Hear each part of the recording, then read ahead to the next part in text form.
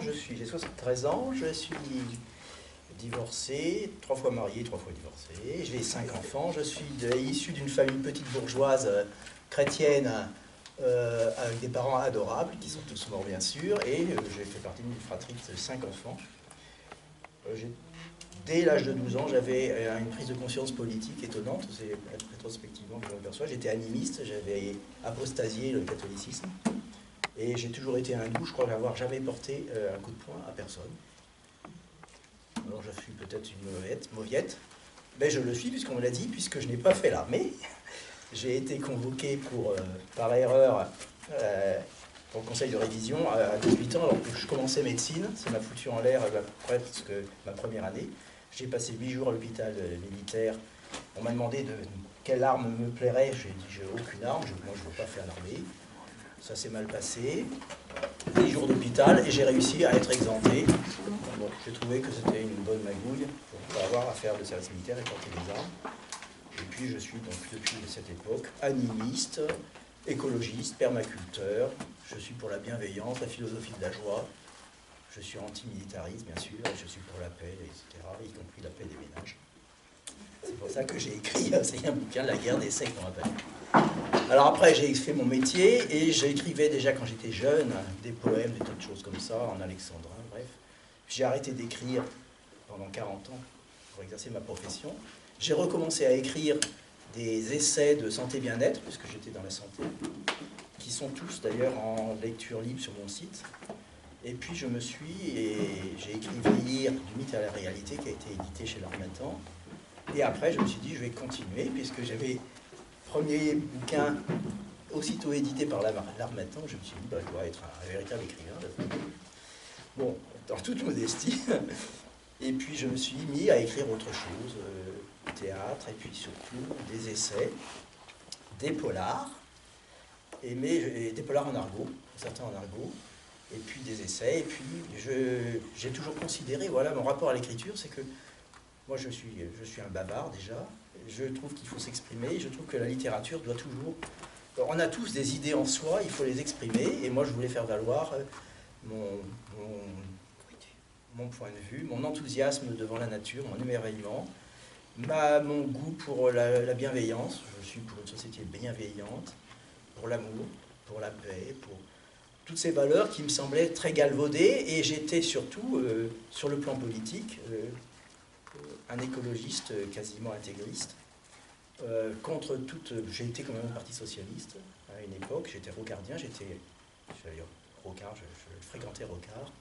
J'ai été élu minoritaire à Rambouillet, dont le maire était le sénateur, président du Sénat à Larcher. J'ai été en position éligible comme élu régional, conseil régional d'Île-de-France.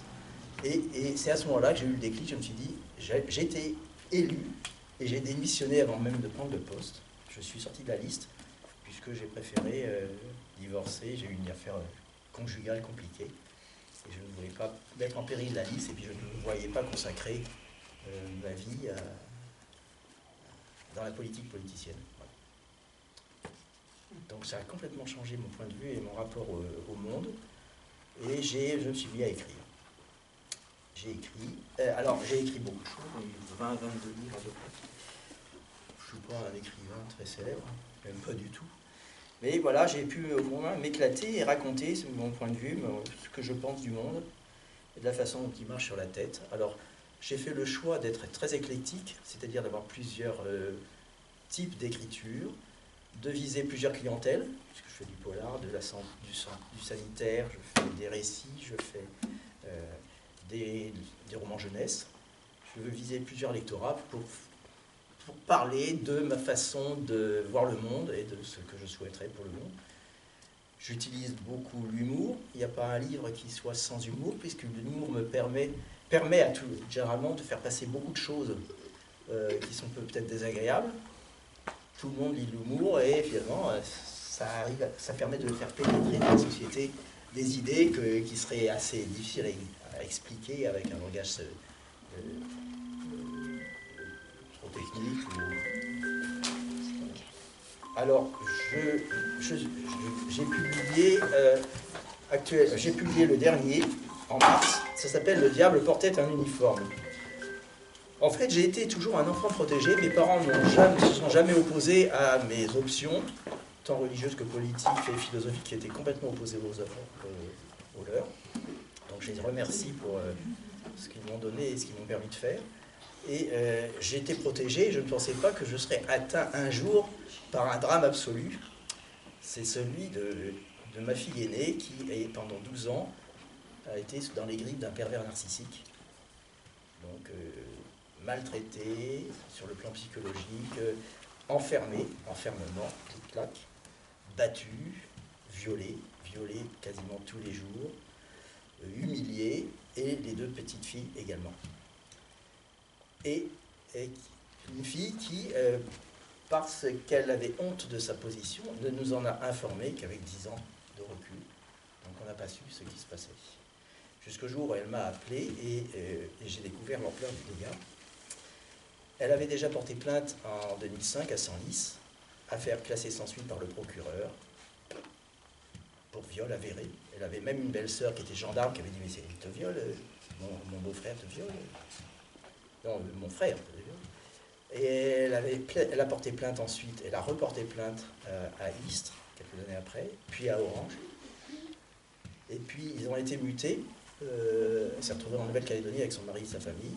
Et là, elle a porté plainte une 4e fois, et là, elle m'a appelé. Donc j'ai réussi à obtenir une séparation, mais tout a été classé sans suite par le procureur, par l'intervention complètement documentée de l'armée, puisque son pervers, c'est un officier de l'armée de l'air française. Voilà, ça c'était en 2017. Donc, on a été bien sûr l'objet de menaces de mort, de menaces d'enfermement par le procureur. Nos avocats ont abandonné le dossier parce qu'ils ont dit on a des menaces et on va être interdit d'exercer si on continue donc ça montre bien la position de l'armée dans cette affaire. Donc moi j'ai dit la seule solution c'est d'écrire le livre. J'ai commencé à écrire en 2018 avec les notes de ma fille et avec tout ce que j'avais vécu de son histoire. Et puis elle me validait à chaque fois que ce que j'avais écrit. J'avais un livre, ça faisait 500-600 pages. J'ai un tas de documents administratifs et juridiques qui attestent de la réalité des faits.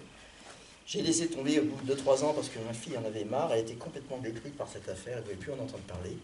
Et puis, il y a 1 an, presque, j'ai repris le dossier et j'ai finalisé l'écriture et je l'ai fait éditer, il est sorti à début mars. Ce livre-là, en fait, c'est une arme dont on dispose pour enfin obtenir ce que je veux et ce que ma fille désire, c'est être reconnue comme victime d'un pervers narcissique et que cet homme soit condamné, dans un premier temps comme homme, mais si l'armée insiste, ça sera comme homme et officier, puisqu'il a bénéficié d'une impunité pendant 15 ans, maintenant 18 ans. Voilà. Mais c'était quand même un militaire qui avait de la religion. Alors, dans le livre, il y a tout un chapitre là-dessus, effectivement. C'est un militaire qui a beaucoup de religion, c'est un intégriste, un adepte des catholiques intégristes, puisque la religion dans l'armée est un moyen d'être bien intégré et d'avoir une promotion facile et rapide. L'intervention des aumôniers, elle est relatée dans l'affaire. Ils ont même traité ma fille de possédée par Satan. Ils ont parlé de discours, ils ont tenu un discours quasiment exorciste, disant que la femme doit obéissance à son mari, etc., y compris se faire violer par 39 personnes. Enfin bon, c'est complètement fou comme histoire. Donc la première étape, c'est de publier ça. La deuxième étape, elle est en cours, c'est que nous allons faire un podcast de 5 ou 6 épisodes de 20 minutes, radiophonique, publication en audio-livre. Et à la rentrée, je vais voir, puisque je vais voir si on ne peut pas relancer la plainte, puisque maintenant en métropole, ça ne sera pas la même juridiction qu'en Nouvelle-Calédonie, où c'est quand même une exception de la République. Sur le plan de la justice, là-bas, c'est très particulier. C'est un territoire. C'est un territoire, et puis en plus avec des indépendantistes qui font pression. Et voilà. Donc ça, c'est prévu. Alors moi, j'ai accompagné la sortie de ce livre de courrier. J'ai distribué ce bouquin à peut-être 30-50 exemplaires aux associations féministes, aux ministres, tous les hauts fonctionnaires chargés des droits des femmes, etc. Brigitte Macron a eu un exemplaire, on a accusé réception. Les parlementaires qui sont dans les commissions, hommes et femmes, dans les commissions de droits des femmes, etc., ont reçu aussi tout ça. J'ai eu des réponses de certains, beaucoup d'empathie, tous d'accord, mais bon, personne ne bouge trop. Et j'ai écrit à toute la hiérarchie militaire impliquée par cette affaire, aucune réponse, bien sûr. Ils font les morts, j'attends le coup de... J'attends qu'ils contre-attaquent. Ouais.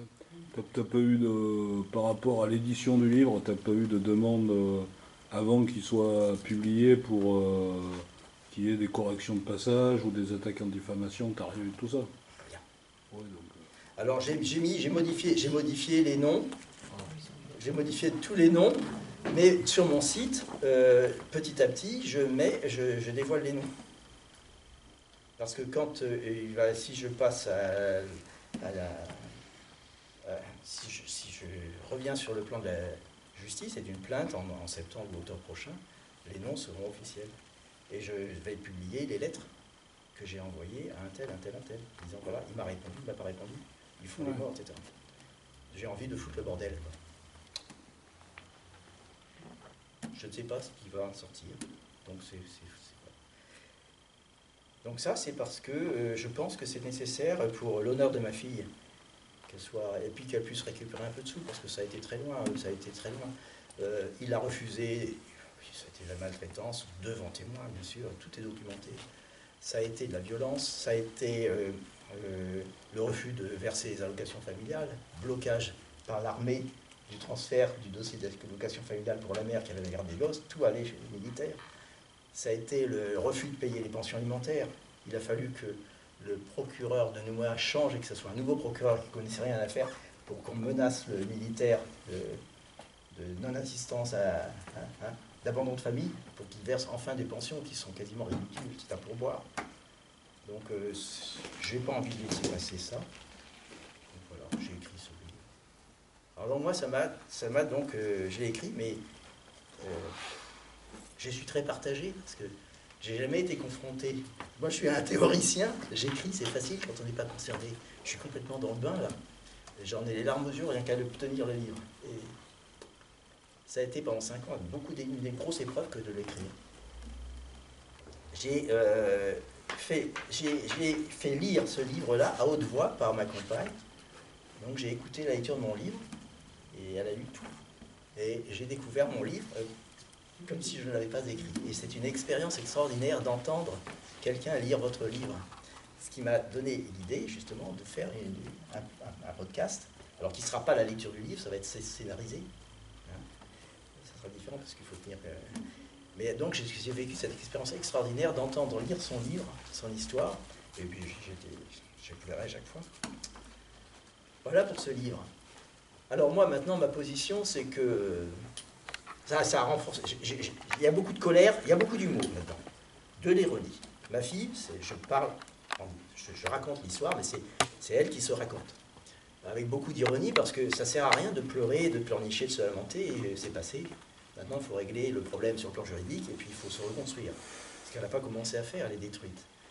Mais j'ai mis aussi beaucoup de colère, beaucoup d'émotions, et j'ai mis de la haine aussi, parce que il y en a qui ont dit, vous n'aurez pas ma haine, c'est pas possible de ne pas... Donc, je vous vis de l'intérieur la haine. J'imagine que si on avait tué ma fille, je serais plein de haine aussi, et je sais que c'est pas bien, et que ça ne fait pas avancer les choses.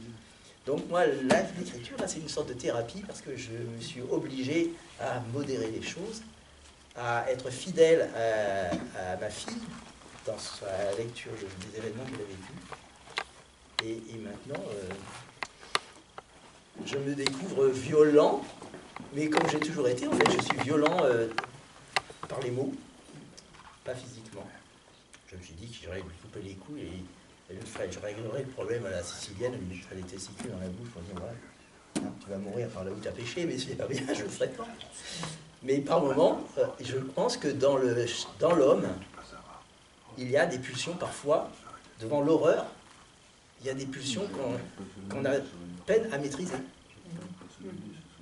Donc c'est facile d'être pacifiste quand on n'est pas dans la guerre, quand on n'est pas confronté. Quand on est confronté au problème, parfois, il faut te retenir parce qu'il y a la mauvaise pulsion qui travaille, hein, qui essaie de gagner sur vous et qui essaie de vous faire oublier vos grands principes.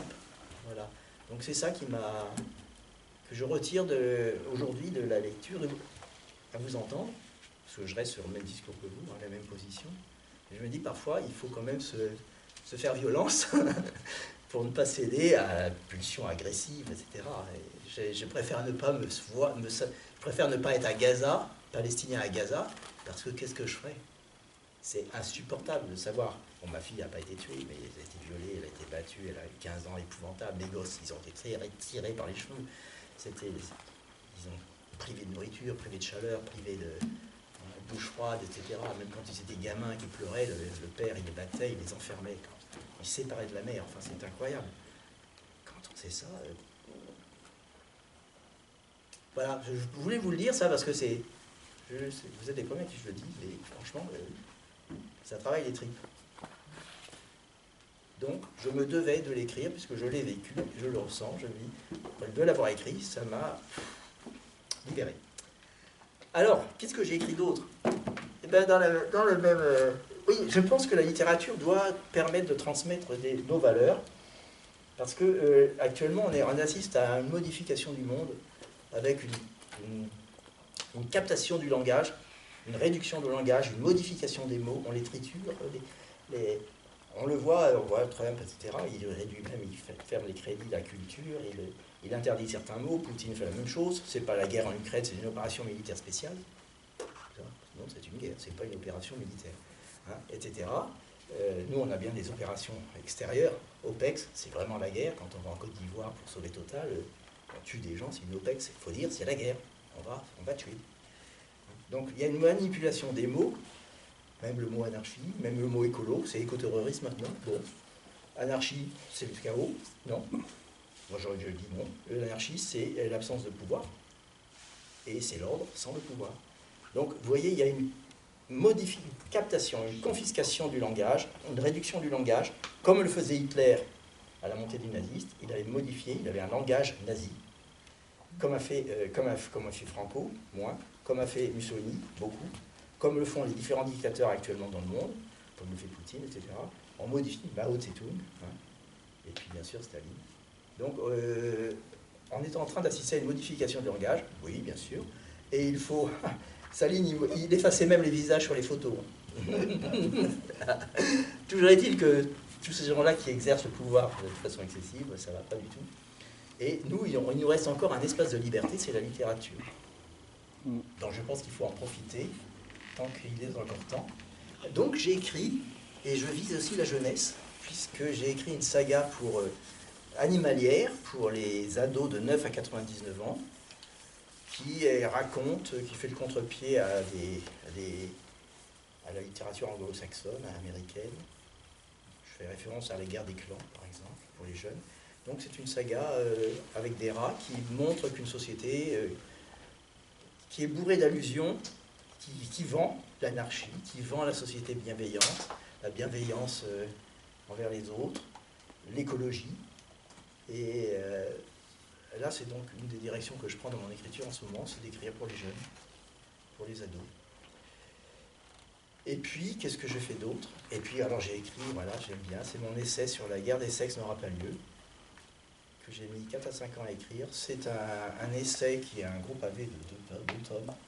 Ça parle de la part de l'autre sexe que chacun porte en lui, parce que sur le plan anatomique, biologique, psychologique, etc., il n'y a pas une femme qui ressemble plus à un homme qu'un homme, et inversement, on a tous une part de l'autre sexe,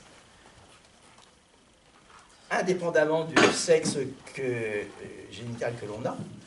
Et il faut assumer cette part, qui est plus importante chez certains, qui n'est pas presque inexistante chez d'autres, mais il faut l'assumer si on veut être un humain complet.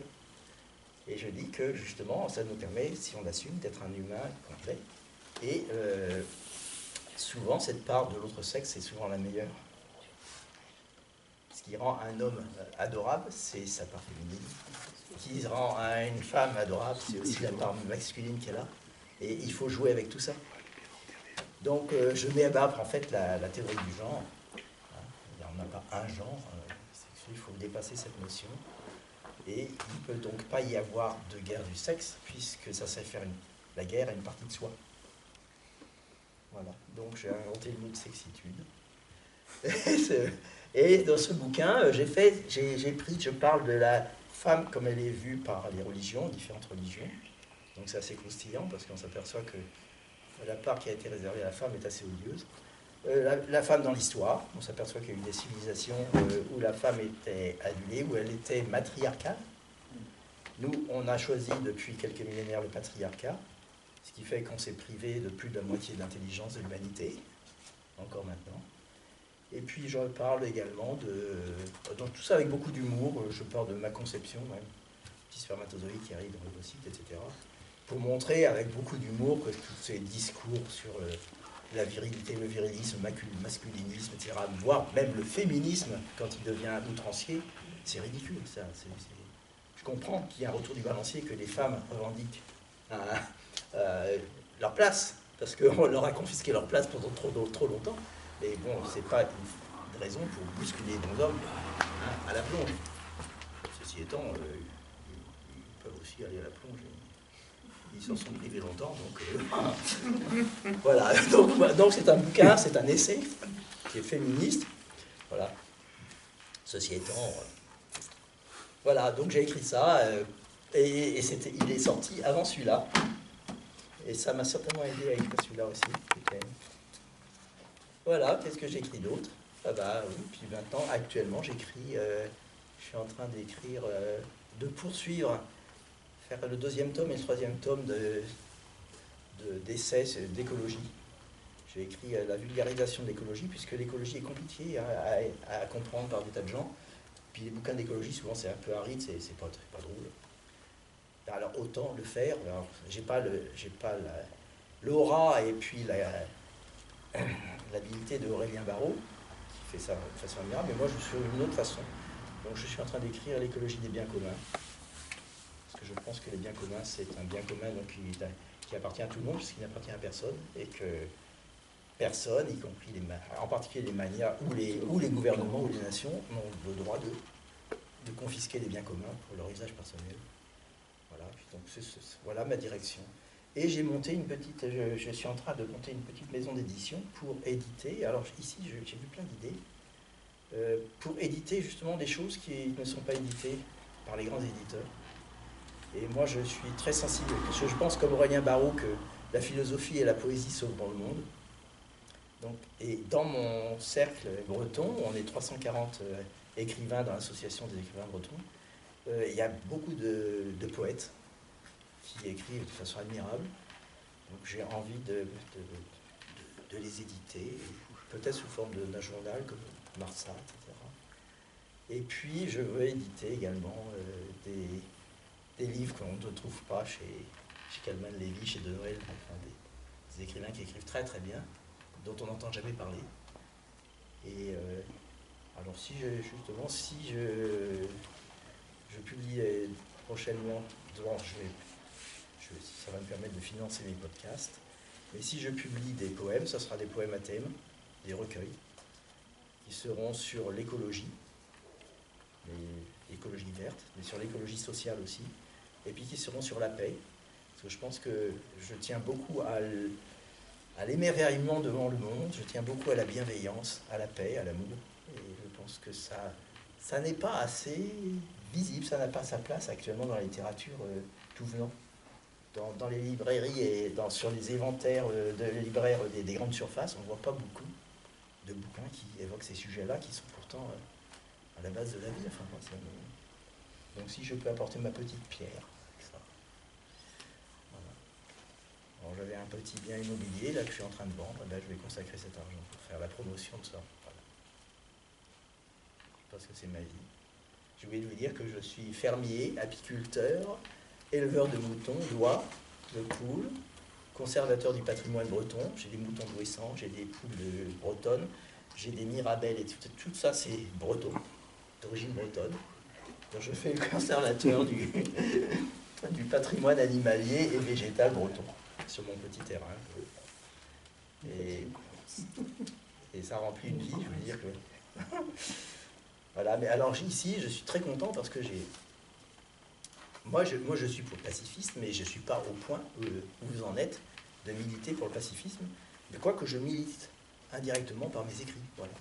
Et je pense que chacun peut le faire sous une forme ou une autre, soit en militant, en écrivant dans les journaux, soit en manifestant, soit en étant des exemples dans la vie de tous les jours.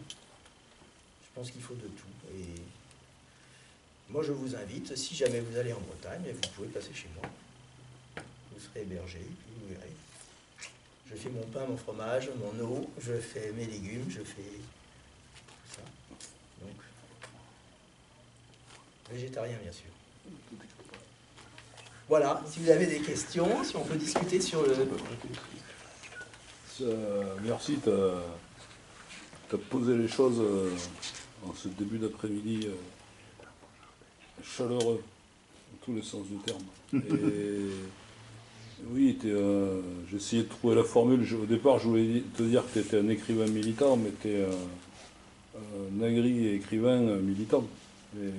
Oui, je suis un écrivain engagé, qui ne mâche pas ses mots. Je suis impertinent, je suis irrévérencieux, je suis ironique, j'essaie de ne pas être trop méprisant à l'égard de ceux pour lesquels je n'ai aucun respect.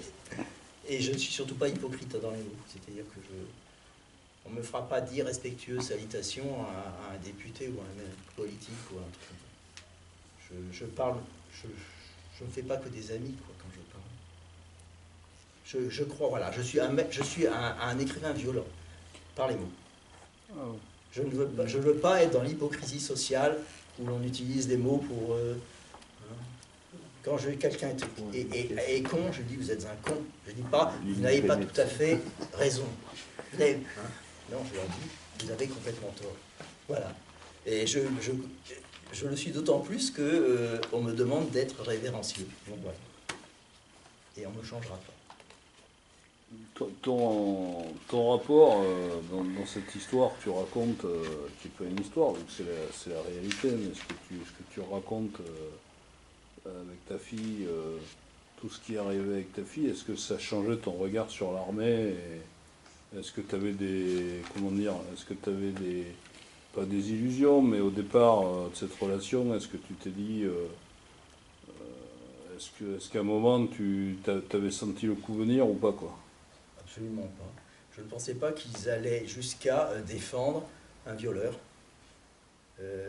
qui était un civiliste, pour lequel ils avaient déjà eu des mailles à partir dans les années précédentes, parce qu'il y avait eu des études incorrectes.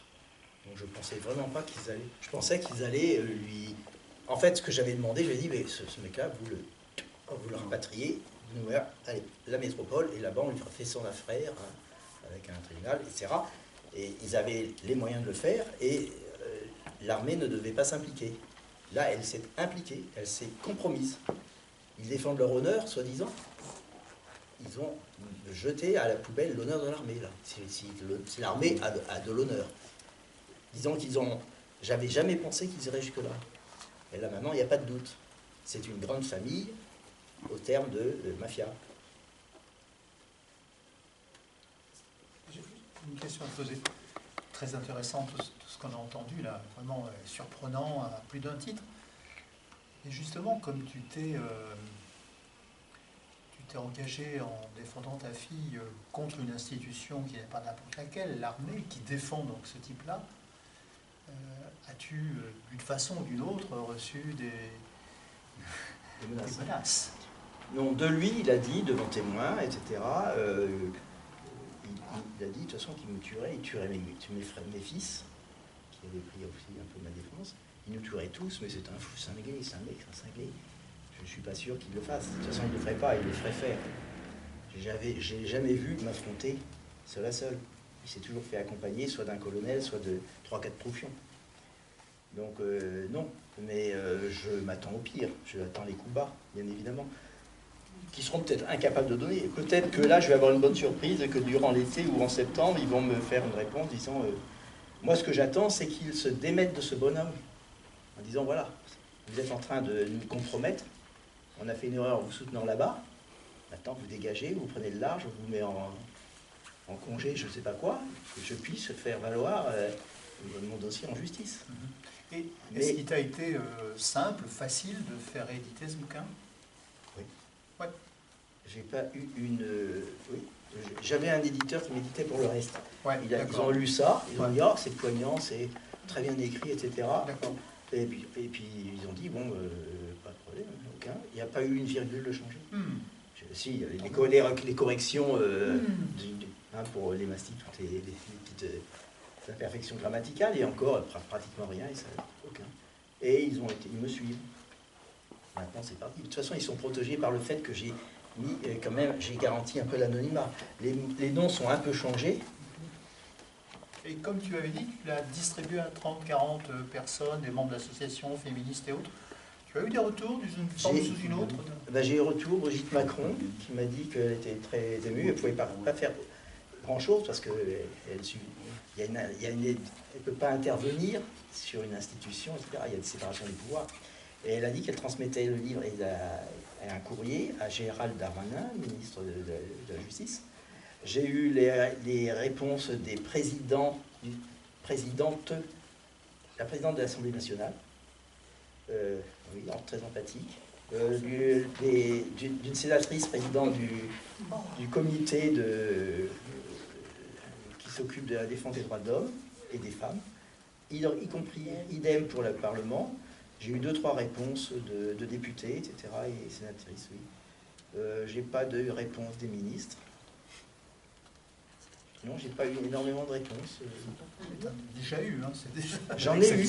Oui, non, c'est bien. Donc moi, je vais les mettre en ligne. Voilà. Je vais les scanner. C'est prévu là. En juillet, je fais tout ça. Et alors maintenant, de toute façon, j'ai rien fait d'exceptionnel. Je sais écrire un peu, donc j'ai écrit, mais je n'ai rien fait d'exceptionnel. Tout père doit défendre sa fille. C'est ce que je lui ai dit. J'ai dit, moi, mettez-vous à ma place, monsieur le grand général en chef de les armées. Vous êtes père, vous êtes homme, vous êtes père, vous êtes... moi aussi, je suis père. Qu'auriez-vous fait si vous étiez dans le cas? Hein? J'ai qu'une réaction normale. Bon, j'ai même pas ces gens-là. Est-ce que ce sont des humains? L'armée, ces grands militaires-là, ils n'ont même pas répondu à cette question. Est-ce qu'ils auraient fait quelque chose pour défendre leur enfant? Je ne suis même pas sûr. Ils auraient écrasé le coup. Imaginons qu'un capitaine viole la fille de Thierry Burkhardt, le chef d'état-major des armées. Il aurait dit, bon, on déplace le mec et puis, allez, console-toi ma fille. Je ne sais pas. Peut-être qu'il aurait descendu le mec en douce, fait descendre, parce que aussi ça fait ça. J'ai rien fait d'exceptionnel. Mais, et on se heurte, alors j'ai conscience que je me heurte à... Oui, je me heurte à une institution rentable. Bonjour. Bonjour. J'ai une question très impertinente. J'aime bien. En quoi l'intérêt ou le de gens comme Macron, Darmanin, Machine, Yael, machin, a de l'importance? Parce que pour moi, ces gens-là, j'ai pas besoin de leur opinion, j'ai aucune confiance. C'est des gens que je trouve abjects. Darmanin, nous on vient du Nord, on le connaît, il a été maire de Tourcoing, etc. Il a aussi plein de casseroles, etc. La présidente de l'Assemblée nationale, franchement, son attitude vis-à-vis des gens qui défendent des Gaza, c'est insupportable. Je ne parle pas de Brigitte Macron. Moi, je m'en fous de ces gens-là. Et est-ce que vous pensez que ces gens-là peuvent faire quelque chose? Moi, je ne pense pas. Non. Ils vous répondent. Mais à la limite... je ne sais pas, moi, il y a des gens beaucoup plus intéressants à contacter que ces gens-là. Il faudra me donner la liste, mais j'ai contacté beaucoup de gens. J'ai contacté peut-être 200 ou 300 personnes. Oui, je comprends. Des leaders d'opinion, des choses comme ça, les journaux. Et je voulais vous poser la question, et je ne suis pas du tout... J'ai contacté Fabien Roussel, j'ai eu une réponse. Voilà. Le premier. Fabien Roussel, ça ne m'étonne pas. Bon, bref, il est du Nord. Il est du Nord, donc dans le Nord, il y a une empathie. Non, mais bon, je suis très... Voilà, les gens du Nord, oui. Et les gens du Nord, oui. Mais si vous voulez, moi, ces gens-là, je m'en fous, quoi. Vous voyez, est-ce que vous vous en foutez? Non, mais ma question, c'est celle-là. Est-ce que ça... Mais je ne suis pas du tout agressive, je suis un peu nard, même beaucoup, très beaucoup. Mais je veux dire... Très beaucoup. Mais j'ai aucune empathie pour ces gens-là. Et je voulais vous demander en toute en toute bienveillance, parce que j'aime pas ce mot, parce qu'il est Non, extrêmement mais j'entends très bien, je vois galvaudé. très bien ce que vous me dire. Est-ce que j'ai ça a une de réponse. l'importance pour vous, ces réponses-là? C'est ça que je voulais vous dire. Et comment Pour moi, comment pouvez-vous les exploiter? C'est ça qui m'intéresse. alors pour moi, ça n'a aucune importance. Pour le livre, oui. D'accord. Parce que, Expliquez-moi. Oui, ça ben, je suis impertinent, mais je suis aussi un peu pervers. Je D'accord. veux Narcissique, non. Non, pas narcissique. Mais je veux tous ces gens-là qui sont impliqués directement ou indirectement, je veux les impliquer à fond et je veux D'accord. tout ça, c'est envoyé en recommandé. D'accord. Donc ils ont reçu, ils réagissent bien D'accord. ou mal, ou hypocritement ou pas du tout. Je sais quelle est leur position et je vais l'exploiter. Mais vous avez de l'espoir, je trouve. Vous êtes très optimiste, parce que moi, j'aurais aucun espoir de ce côté-là. Mais bon. Bah, je ne sais pas si on peut avoir espoir de Qu'il fasse quelque je pense chose. que la justice, je n'ai rien à attendre. J'ai eu que des expériences Ben, négatives avec la justice. Ouais. C'est un déni de justice permanent en France. C'est un peu Dreyfus, c'est Seznec, c'est tout ça. Depuis le début, au temps des rois, etc. C'est un déni de justice permanent. Il y a une grande hypocrisie en France, c'est l'indépendance entre le législatif et l'exécutif, entre les corps constitués, etc. Il n'y a pas d'indépendance. Les gens vont à la soupe et les juges les petits juges pas forcément, mais les procureurs, c'est plus des juges, ils vont à la soupe. Ils cherchent la promotion, ils cherchent l'argent et ils cherchent à être bien vus, comme les préfets, etc. Donc si le gouvernement change, imaginons qu'il y a un gouvernement avec Loana, etc. Puis, les procureurs, ils seront à genoux. Ce sont des gens qui n'ont ni foi ni loi, pas d'âme.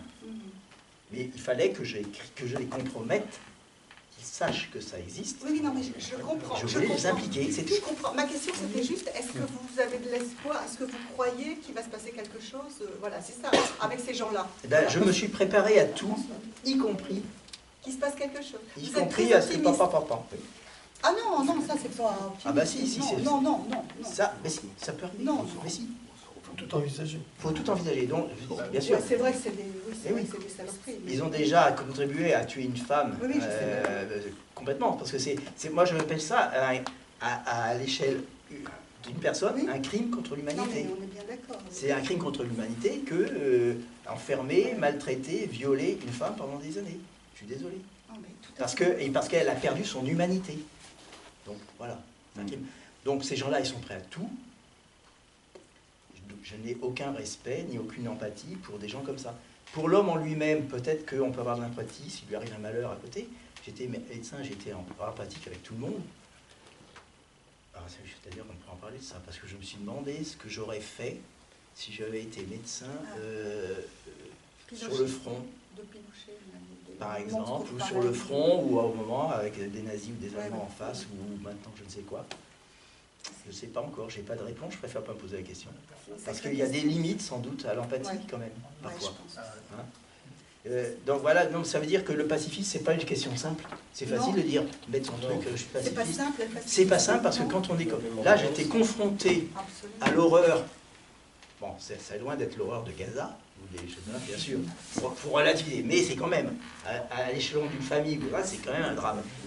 Donc, ça oblige à se poser des questions.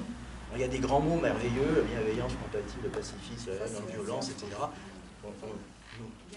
Il y a un moment où il faut se positionner en sachant qu'on a de grandes chances de faire une erreur. Donc là, j'ai espoir de faire bouger les choses. J'ai une bonne avocate, elle va peut-être pouvoir aller spécialiser dans ce genre de problème. Si elle ne subit pas trop de pression, peut-être qu'on va faire quelque chose. Mais au moins, j'aurai averti. Il y aura un podcast, ça va être... D'accord. Et les médias, excusez-moi, les médias... Aucune les médias réponse. vous avez... Non, ça les gêne. Ça bouge pas. Ça bouge pas. Mais ça va forcément bouger. Ça va bouger parce que... oui, bonjour. Ça va forcément bouger parce que à partir du moment où ça sera sur les ondes, je vais repartir à la souris. Je lâcherai rien. Quoi qu'il m'en coûte. Je suis prêt à mettre beaucoup d'argent. C'est peut-être les médias qui...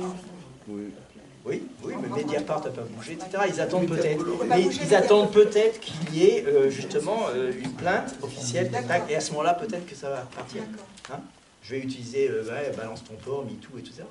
Je l'ai fait, mais j'ai pas eu de réponse encore. Donc je suis membre de ONU Femmes France, je suis membre de Oser le féminisme, je suis membre de tas de choses comme ça. Et puis voilà. Mais ça va. Il faut l'opiniâtreté, et puis il faut toujours espérer. Mais bon, il faut savoir que il y a assez peu de chance. Je vais pas, c'est pas moi qui vais abolir l'armée avec mon histoire. Parce que on ne sait pas. Mais on peut. On sait pas. Bon, pour parler très crûment, j'ai envie de foutre la merde. Donc c'est presque une chance. J'ai envie de foutre la merde, voilà. Est-ce que je peux te poser une question? Oh, 2, 3, 10. Non, mais une, des fois ça suffit. Bien largement. Tu parles beaucoup de l'armée, et à juste titre, c'est pas ce que je veux mettre en cause. Oui. Mais en fait, tu ne penses pas que plutôt que c'est au-delà, c'est l'armée qui fait partie du bloc des institutions? Et en attaquant une des institutions, tu t'attaques au bloc. Parce que je sais pas si je me très bien. Alors, c'était mon problème. J'ai fait le choix de ne pas attaquer. Pour le moment, je veux régler le problème de ma fille. Je me suis dit, si j'attaque, j'ai fait un peu comme Corneille quand il écrivait les Horaces et les Curiaces. On ne peut pas attaquer 3 institutions, la religion, la justice et l'armée, en même temps. On est sûr d'être déjà en attaquant un, on n'est pas sûr de gagner. Bon, donc je me suis dit, je vais là, on s'est posé des questions. On voit par moments que je brocarde énormément la justice, enfin que ma fille brocarde la justice, mais je dis, à la limite, elle s'est fait instrumentaliser, la justice, instrumentalisée par l'armée, et ce bonhomme a instrumentalisé sa hiérarchie. C'est la carte que j'ai jouée. Vous êtes fait couillonner par votre capitaine, et vous avez influé sur la justice pour calmer l'affaire, parce que ça j'ai dérangé au niveau géostratégique, on est en Nouvelle-Calédonie, etc. Donc pour le moment, c'est comme ça. Mais c'est parce que je veux attaquer l'un, et puis après on attaque l'autre. Le jeu des dominos. Oui, parce que comme tu l'as dit, on voit il y a le rôle de l'Église en même temps. Alors l'Église. Non, mais il y a des pesanteurs. Là-bas, un des aumôniers a refusé d'être cité quand il a été interrogé. Il n'a pas voulu être cité dans les rapports de justice. J'ai demandé à voir l'archevêque que je connaissais, pour l'avoir vu sévir autrefois quand j'étais jeune. Il m'a refusé claquer sa porte, etc. Enfin, il y a une aumônière aussi qui exerce, elle s'appelle Bérangère Foisset, elle est aumônière dans le lycée privé catholique d'Antony. Et c'est tenu des propos scandaleux sur la femme et les rapports entre l'homme et la femme, etc.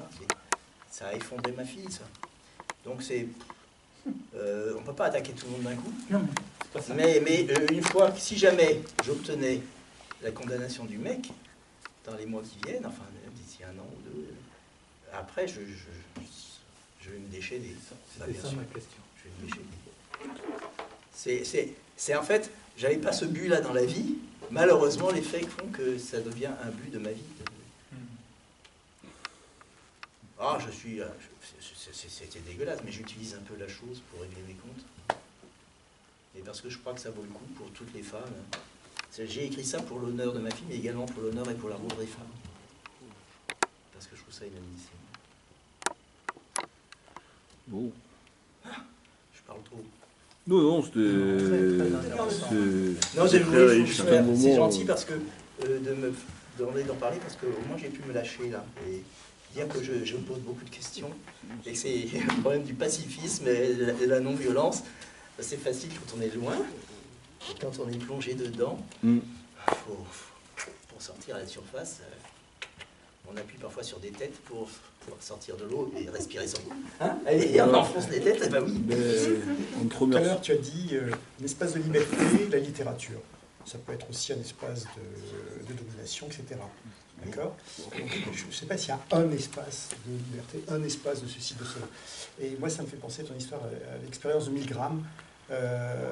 Connu, enfin, c'est sur les notifications, dans l'obéissance, etc. Ouais, c'est ça, on est tous dans l'obéissance aussi. C'est ça le problème. On est tellement dans l'obéissance que de temps en temps on ouvre les yeux, et tant mieux. Un jour, si on est dominant, on peut s'apercevoir peut-être qu'on est dominant aussi. Je pense que ça, c'est aussi Alors, une moi, chose j'ai- importante. Alors après, là, c'est du psychiatrique, peut-être. Bon, ça, c'est encore un autre. Psychanalytique, Oui, pas forcément bon, voilà. psychiatrique. Je pourrais te donc répondre à c'est- ça. Ouais.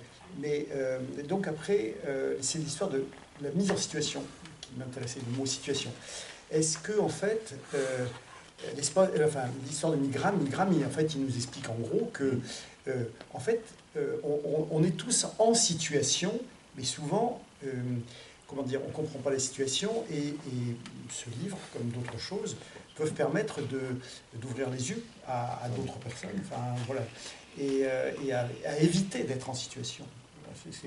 Donc, en fait, Mais moi, cette c'est histoire m'a important. permis de m'ouvrir les yeux, déjà, oui, moi. j'imagine, bien sûr. Et- Alors, tu disais l'autorité. Ben, je vais vous dire, confier un secret, c'est que quand j'ai fait médecine, c'était forcément pour le bien. Je voulais sauver le monde, etc.